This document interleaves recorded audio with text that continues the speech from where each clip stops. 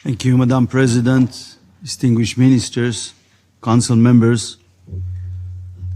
I come here today as the foreign minister of the Jewish state in our ancestral homeland, the land of Israel. First, let me say it was quite amusing to hear the representatives of the Russian Federation speak about the law and international law, about occupation, land expansion, and peaceful resolution.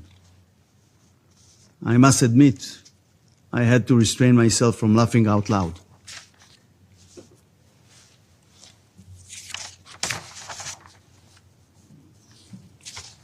Ladies and gentlemen, around 4,000 years ago, our patriarch Abraham lived and walked in ancient Hebron, Beersheba, and Beit El.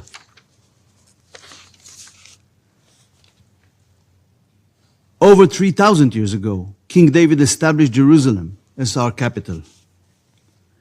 Jewish presence in the land of Israel, even throughout our long exile, has never ceased for even a day. In the history of nations and states, this is probably the clearest case of proven and documented historic rights of any nation to any land. Amazingly, there are so many powers trying to replace historical truth with modern lies. The truth is simple. We are the indigenous people in the land of Israel. The archaeological findings in our ancient sites, including the city of David, the Western Wall tunnels, and others, tell the history of our land. This jug handle is from the kingdom of Judea, 2,700 years ago. It has a stamp of the Jewish king on it. This coin, this little coin, from nearly 2,000 years ago, says freedom for Zion. Found in the Judean desert, it was minted during the second year of the great Jewish revolt against the Romans. How can Jewish presence in our ancient homeland violate international law? It's a contradiction in terms. Madam Secretary, in 1917, the British government issued the historic Balfour Declaration in order to re-establish a national home for the Jewish people in our land. The same places, in the heart of our ancient homeland, you claim the Jews are forbidden to live in, and that allegedly violate international law, you recognized as belonging to national home for the Jewish people. I want to present a map of the British mandate, but I'll first make a disclaimer for the Jordanian foreign minister I know is about to come. We have no claim over Transjordan. I want it to be clear. But this is the map of the Balfour Declaration of the British mandate. Here is Judea and Samaria. Some of you call it the West Bank. In 1921, then Secretary of State for the Colonies, Winston Churchill, said on a visit to the land of Israel, "It is manifestly right that the Jews should have a national home. And where else could that be but in this land with which for more than 3,000 years they have been intimately and profoundly associated?" In 1922, the UN's predecessor, the League of Nations Council, tasked Britain with re-establishing a Jewish national home. Madam President, what have you left of the lofty historical tradition of Balfour and Churchill? The claims in this discussion, as one of many, are yet another example of the hypocritical obsession with Jewish presence in the heart of our tiny land. The claim that Israelis cannot live in Judea and Samaria isn't just inconsistent with international law and Britain's own Balfour Declaration. It is morally distorted. How can Jews be allowed to live in London, Paris, or New York, but not in the cradle of our own civilization, ancient Jerusalem, which you call East Jerusalem, Shiloh, Hebron, and Beit El? Madam President, it is our country. It is not 13,000 kilometers from our country, like the Falkland Islands. The Argentinian calls it the Malvinas Islands. A dispute you hadn't solved with Argentina until today. Ladies and gentlemen, President Trump's 2020 deal of the century made it clear our communities in Judea and Samaria will remain intact in any permanent agreement. There will be peace one day. It won't be achieved by removing people from their homes, Jews or Arabs. Neither of them. The idea that Jewish communities are an obstacle to peace is outrageous. It's disconnected from the current and past reality in Judea and Samaria. With all due respect, we will not abandon our heritage, security, and future to ease other countries' domestic political difficulties. Israel signed the Oslo Accords and received a murderous intifada of suicide attacks. Israel unilaterally withdrew from Gaza in 2005. We dismantled our communities, our army bases, and even our cemeteries. We received the world's largest terrorist state in Gaza and the October 7th massacre. When will you get it? We will not risk our own existence. Distinguished members, the Palestinian Authority formed based on the Oslo Accords is grossly violating these agreements upon which it was founded. The PA committed to fighting terror and incitement, yet you won't find terrorists in their jails. Additionally, the Palestinian Authority legislated a distorted pay-for-slay policy providing salaries to terrorists and their families. How come none of you said anything about it? Anyone? The United States State Department reported to Congress that the PA committed to paying over $200 million in salaries to terrorists in 2025 alone, significantly more than 2024. A few weeks ago, Abbas dismissed his finance minister to shift the blame for pay-for-slay on him. But the new finance minister admitted a week ago that pay-for-slay will continue despite their financial difficulties. But you don't say a word about it, do you? The Palestinian Authority continues to incite against Jews and Israel in textbooks, schools, kindergartens, mosques, and media.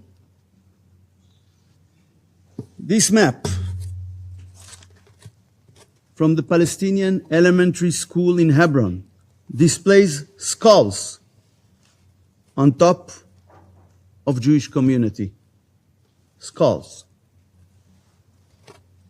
What's the message for the children?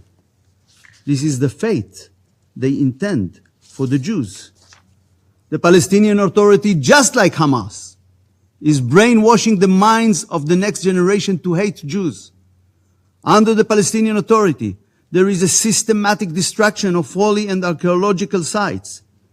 The Palestinians use tractors to damage the biblical site of Mount Abel. You probably know from the Bible. Systematically destruction. Not a word about it. But this is the history of this land. They are destroying. Palestinians are diverting water and committing environmental offenses to harm citizens, to harm our citizens. And you can see it here. Burning of waste in Palestinian areas deliberately pollutes the air and harms the health of residents in nearby Israeli cities. This body claims to champion environmental protection. Where are your voices? Nearly 300 structures were built per month only in 2025 by Palestinians in Area C. Massive illegal building. It's blatant violation of our agreements. Yet you aren't saying a word about it. The condemnations are reserved solely for building intended for Jewish communities.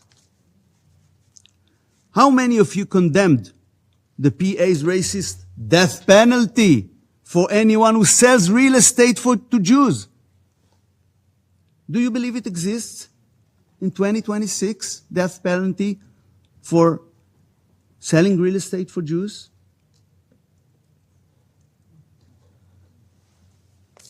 Jordanian law, which applies to what you call the West Bank, forbids the sale of real estate to any non-Arabs, Jews or non-Jews, American, Chinese, Russian.